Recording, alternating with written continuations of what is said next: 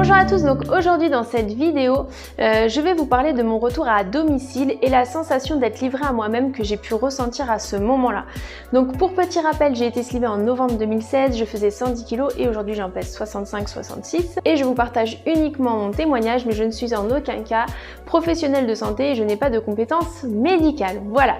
Alors pour en revenir au sujet, effectivement pendant le parcours préopératoire, j'ai reçu plein de conseils, plein d'informations, plein de petites choses à savoir pour le post-op, plein de choses, mais tout ça en fait c'est de l'écrit, c'est du conseil et heureusement d'ailleurs qu'on a tous ces conseils bien évidemment parce que ça aide à comprendre les choses, ça aide à comprendre dans quelle dynamique il va falloir qu'on soit quand on va débuter notre parcours post-opératoire, etc.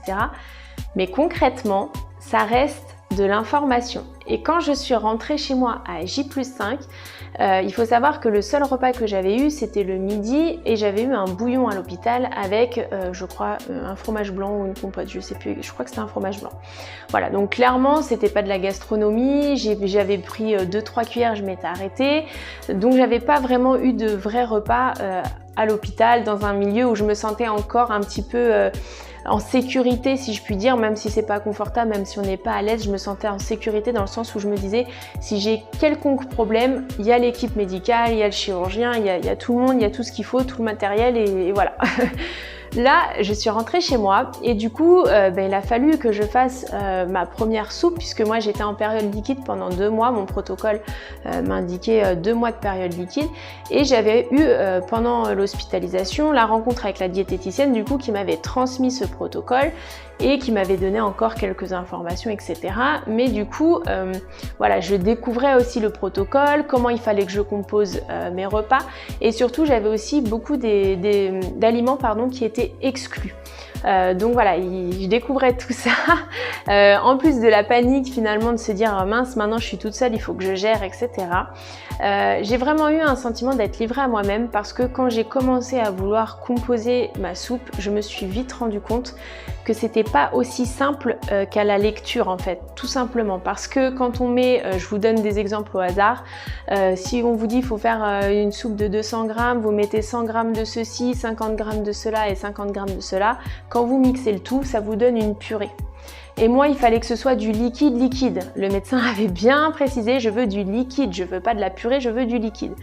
Donc, après, la question c'était comment je vais liquéfier ma purée. Est-ce que je mets du lait? Est-ce que je mets de l'eau? Oui, mais quand je liquéfie ma soupe, le volume il augmente. Déjà, les 200 grammes, je peux pas les manger. Alors, les 250 grammes, n'en parlons pas.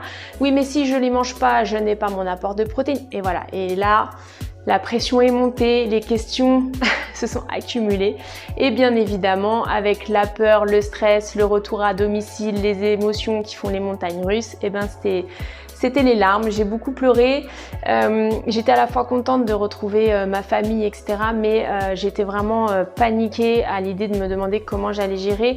Mon chirurgien m'avait également conseillé de faire mes repas au jour le jour pour que ce soit le plus frais possible, etc. Donc je me disais mais je vais avoir cette galère tous les jours, à tous les repas, etc. Donc ça m'a paru en fait une montagne. Je me suis dit mais comment je vais faire pour gérer, ça va être impossible. Enfin voilà, clairement le premier soir j'ai vraiment eu un sentiment d'être livrée à moi-même, quoi, de me dire ça y est, non seulement il n'y a plus les médecins, il n'y a plus le cadre qui te sécurisait, mais en plus de ça, finalement, ce que tu pensais maîtriser, parce que concrètement, faire des repas équilibrés, j'avais eu plusieurs suivis, donc en soi, je savais composer des repas équilibrés, donc le protocole qu'on m'avait donné me paraissait pas compliqué à mettre en application. Le seul truc où j'étais sereine dans ma tête, finalement, c'est retrouvé à être le truc qui me prenait le plus de stress, enfin qui me paraissait démesuré, quoi. Donc voilà. C'était un sentiment qui était vraiment déstabilisant, je m'y attendais pas, ça m'a fait beaucoup de larmes pendant plusieurs jours. Après, bon, je vous rassure, j'ai trouvé des astuces à force d'essayer, réessayer, etc.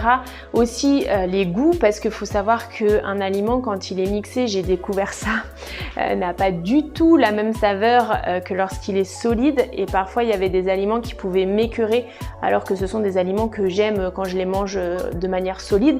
Mais lorsqu'ils sont broyés, mixés, je les apprécie pas du tout.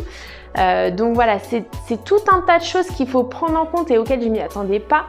je me disais mais mince, non, c'est pas possible. Enfin voilà, je me sentais totalement perdue. Après, comme j'avais expliqué, j'ai aussi eu une période où le poids a stagné pendant une semaine. Alors du coup, je vous raconte pas, ça a été vraiment un début... Vraiment, j'étais pas bien du tout, j'étais très stressée. La pression aussi de me dire, mais ça c'est moi-même qui me suis mise la pression, qu'on soit bien clair, personne me l'a mise. J'étais toute seule et je me la mettais toute seule moi-même. Mais de me dire, mais ça va pas marcher en fait sur toi la sleeve. Enfin non, tu vas la rater. Enfin voilà, c'était sûr, c'était couru d'avance. Enfin voilà, vous pouvez voir, j'étais dans des énergies très positives, mais voilà, toujours à se culpabiliser, etc. Donc voilà, c'était une période assez compliquée et je voulais vous en parler aussi parce que pour toutes les personnes qui sont dans cette situation, vous dire que voilà, ça arrive, qu'il faut s'accrocher parce que après voilà, le mieux arrive et puis petit à petit on a besoin aussi d'un temps d'adaptation et de prendre ses repères. Voilà. Et puis quoi qu'il en soit, il y a toujours aussi la solution d'appeler la diététicienne ou le médecin pour avoir des conseils si on se sent aussi trop perdu. Voilà. Pensez à me dire en commentaire si vous aussi vous avez vécu un petit peu ce moment-là. Pensez à liker et à partager et je vous dis à demain pour une prochaine vidéo.